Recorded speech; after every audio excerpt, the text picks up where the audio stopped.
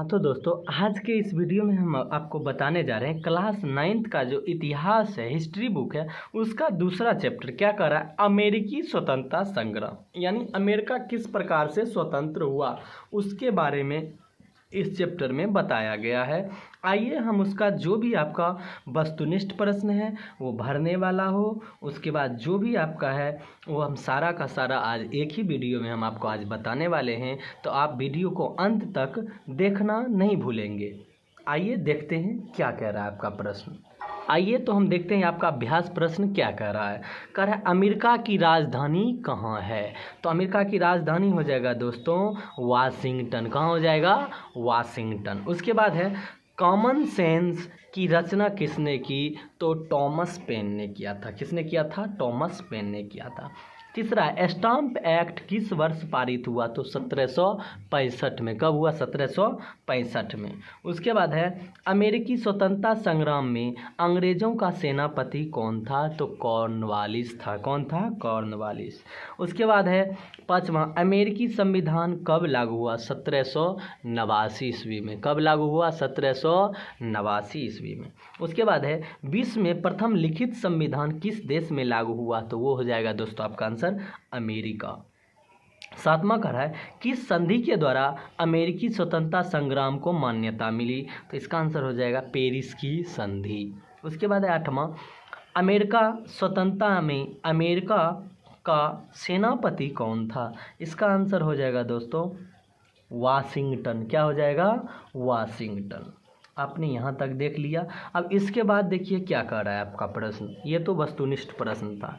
उसके बाद नवा वस्तुनिष्ठ प्रश्न क्या कर रहा है, अमेरिका के प्रथम राष्ट्रपति कौन थे? तो जॉर्ज वाशिंगटन थे। कौन थे? George Washington. 10वां प्रश्न कह रहा है सप्तवर्षीय युद्ध किन दो देशों के बीच हुआ?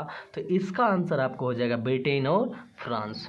ये दोस्तों आपका ऑब्जेक्टिव था वस्तुनिष्ठ प्रश्न, यानी 4 ऑप्शन का। उसके बाद अभी हम आपको फिर बताएंगे रिक्त स्थानों की पूर्ति करें, फिल इन द ब्लैंक्स। ये क्लास 9th का हिस्ट्री का दूसरा चैप्टर है दोस्तों।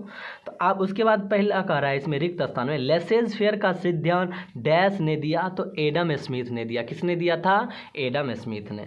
दूसरा शक्ति के पृथक्करण का सिद्धांत डैश ने दिया था? माउंटेस्क्यू ने दिया था। किसने दिया? माउंटेस्क्यू ने दिया था। तीसरा कहता है सेनापति लफायते डैश का रहने वाला था? तो कहाँ का रहने वाला था जी? फ्रांस का रहने वाला था। कहाँ का? फ्रांस का। चौथा जॉर्ज तृतीय इंग्लैंड का डैश था? तो क्या था? शासक था। पांचवा धर्मनिरपेक्ष राज्य की स्थापना सर्वप्रथम डैश में हुई? तो कहाँ में हुई? अमेरिका में हुई। छठा नई दुनिया यानी अमेरिका का पता किसने लगाया था? कोलंबस ने लगाया था। उसके बाद 7वां अमेरिका में अंग्रेजों के डैश उपनिवेश थे? यानी 13। उपनिवेश का मतलब तो आपको पता ही होगा कि जो सामाजिक, आर्थिक और राजनीतिक रूप से जिस पर अधिकार कर लिया जाता है वही क्या कहलाता है? उपनिवेश। यानी उसके बाद है 8वां सर्वप्रथम आधुनिक गणतंत्रात्मक शासन की स्थापना डैश में हुई? तो अमेरिका में हुई थी। 9वां अमेरिकी स्वतंत्रता संग्राम का तात्कालीन कारण क्या था? तो वेस्टर्न टी पार्टी था। उसके बाद 10वां कह रहा है भरने वाला राइट्स ऑफ मैन की रचना किसने किया था? टॉमस जेफरसन ने किया था। यह आपका भरने वाला हो गया दोस्तों। उसके बाद फिर आपका है सही गलत क्या कह रहा है, उसको भी आइए हम अभी बताते हैं क्या कह रहा है। अब कह रहा है आपको कि सही गलत कथन का चुनाव करें तथा उसके कोष्टक में उपयुक्त चिन्ह अंकित करें, कौन सही है और कौन गलत है। जरा देखिए क्या कह रहा है। जॉर्ज वाशिंगटन अमेरिका के प्रथम प्रधानमंत्री थे? जी नहीं, प्रथम राष्ट्रपति थे। ये गलत हो जाए। अमेरिका यूरोप महादेश में स्थित है? जी नहीं, ये यूरोप महादेश में स्थित नहीं है। अमेरिकी स्वतंत्रता संग्राम के दौरान स्वाधीनता के पुत्र एवं पुत्री नामक संगठन का निर्माण हुआ? बिल्कुल सही बात है। उसके बाद है चौथा प्रश्न कह रहा है अमेरिका की खोज कोलंबस ने नहीं किया था? जी गलत, वही किया था। उसके बाद अब देखते हैं आगे फिर 5वां प्रश्न क्या कह रहा है। 5वां प्रश्न है अमेरिका स्वतंत्रता संग्राम में फ्रांस ने इंग्लैंड का साथ दिया? जी नहीं, गलत। उसके बाद है अमेरिका स्वतंत्रता का घोषणा पत्र जेफरसन ने तैयार किया? बिल्कुल सही है। स्टाम्प एक्ट ग्रीनविले के समय पारित हुआ? बिल्कुल सही है। ये आपका था ये इसमें हम आपको वस्तुनिष्ठ बता दिए, भरने वाला बता दिए और सही गलत बता दिए। अब क्या कह रहा है कि 10 शब्दों में उत्तर दे और गणतंत्र, मौलिक अधिकार, मताधिकार, उपनिवेश और राजतंत्र, इसका कहता है परिभाषा देने के लिए। तो जरा आइए हम आपको बताते हैं कि गणतंत्र का परिभाषा क्या होगा। तो गणतंत्र का आप परिभाषा कई चरणों में आप दे सकते हैं। देखिए इसमें बताया गया है, जनता का शासन जनता के लिए जनता के द्वारा चुने गए प्रतिनिधियों द्वारा किया जाता है, वो क्या कहलाता है? गणतंत्र। जनता का शासन जनता के लिए जनता के द्वारा चुने गए प्रतिनिधियों द्वारा किया जाता है, गणतंत्र कहलाता है, या जनता के द्वारा किए गए शासन को गणतंत्र कहते हैं। उसके बाद आपका कह रहा है कि मौलिक अधिकार किसे कहते हैं?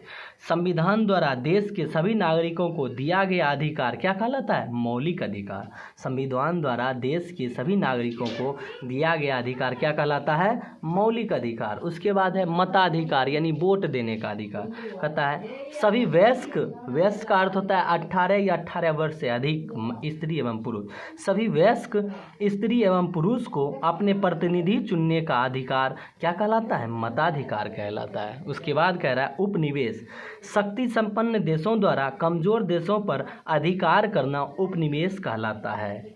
अमीर देशों द्वारा गरीब देशों पर शासन करना क्या कहलाता है? उपनिवेश कहलाता है।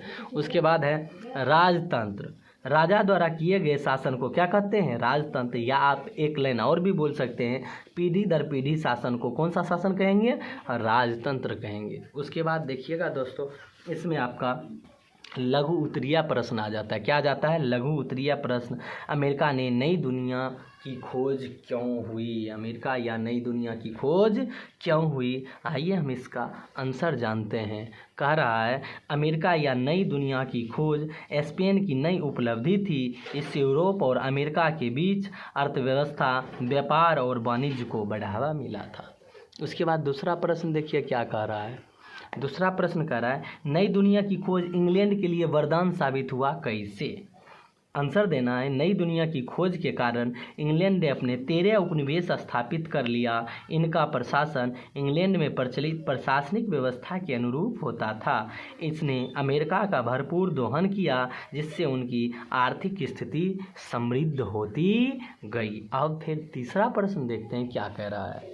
तीसरा प्रश्न कर रहा है मुक्त व्यापार के सिद्धांत ने उपनिवेशवासियों को क्रांति के लिए प्रेरित किया कैसे? इसका आंसर होगा उपनिवेशवाद का बुनियादी सिद्धांत उपनिवेशवासियों के आर्थिक शोषण एवं उनके संसाधनों का दोहन करना था। इसी के विरोध में मुक्त व्यापार की धारणा विकसित हो रही थी, जिसमें राज्य द्वारा व्यापार को नियंत्रित करने का विरोध किया गया था। इन सभी क्रियाकलापों के कारण उपनिवेशवासियों को क्रांति के लिए प्रेरित किया गया। अब फिर आप देखेंगे चौथा प्रश्न क्या कह रहा है। चौथा प्रश्न है आपका अमेरिकी स्वतंत्रता संग्राम ने फ्रांस पर भी प्रभाव डाला कैसे? वो आप देखिए कैसे डाला था प्रभाव। इसका आंसर हो जाएगा अमेरिकी स्वतंत्रता संग्राम ने फ्रांस पर भी प्रभाव डाला। इस संग्राम में लाफायते के नेतृत्व में फ्रांसीसी सैनिकों ने भी भाग लिया था। युद्ध के बाद वे जब अपने देश लौटे तब तक फ्रांस की अर्थव्यवस्था बुरी तरह प्रभावित थी। अब पांचवा प्रश्न क्या कर रहा है उसको देखिए। पांचवा प्रश्न कह रहा है क्या अमेरिकी स्वतंत्रता संग्राम के परिणामों ने औपनिवेशिक विश्व को प्रभावित किया? इसका आंसर होगा हाँ, प्रभावित किया। अब सभी उपनिवेश अपनी अपनी स्वतंत्रता की प्राप्ति तथा अपनी आज़ादी के लिए व्यग्र हो उठे। यह एक ऐसा विद्रोह था जिनसे उपनिवेशवासियों में नवचेतना का संचार किया। ये दोस्तों आपका दूसरा जो चैप्टर था आपका अमेरिका की खोज जो था, अमेरिका स्वतंत्रता संग्राम जो आपका ये दूसरा चैप्टर था, इसका मैंने ऑब्जेक्टिव जो वस्तुनिष्ठ प्रश्न था अभ्यास का वो, उसके बाद भरने वाला, उसके बाद सही गलत, उसके बाद लघु उत्तरीय प्रश्न जो भी था मैंने आपको बता दिया। अगर वीडियो आपको अच्छी लगी तो वीडियो को लाइक, सब्सक्राइब और शेयर करना आप नहीं भूलेंगे दोस्तों। Thank you.